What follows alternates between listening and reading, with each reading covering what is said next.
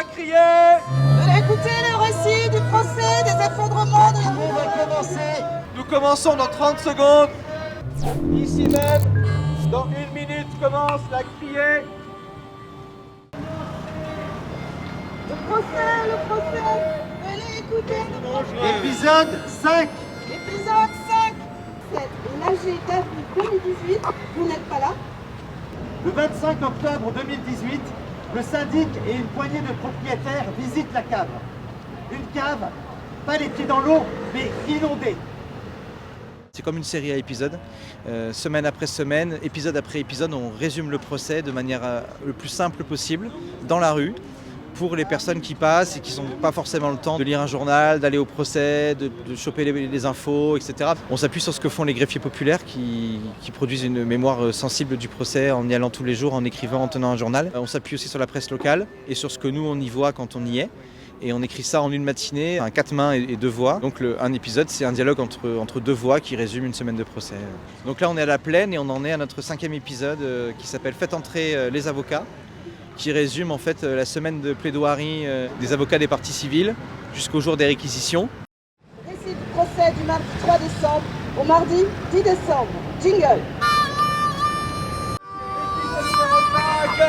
Faites entrer les avocats. Maître Bonifay, l'avocat de la famille de Papé, demande à ce que Marseille Habitat soit sanctionné pour avoir commis des fautes. En démolissant l'intérieur du 63, on a tout fait porter sur le mur entre le 63 et le 65.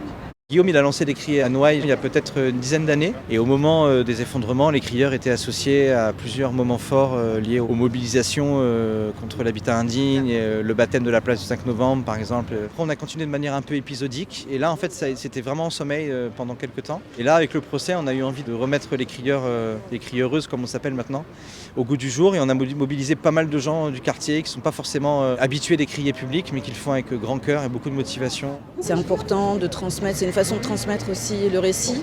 Tout le monde ne regarde pas les journaux ou écoute la radio ou les médias. Et puis voilà, c'est les Marseillais parlent aux Marseillais, écoutez cette histoire qui est indispensable à entendre, quoi. Le crieur public aussi, c'est la personne qui fait le lien entre l'information et le public. On n'est pas des images, on n'est pas derrière un écran. On est là devant et avec ça, je peux porter à 200-300 mètres. Donc je peux toucher des centaines de personnes. Marseille, où la grande richesse côtoie la plus profonde misère. Courage aux survivants et que justice soit.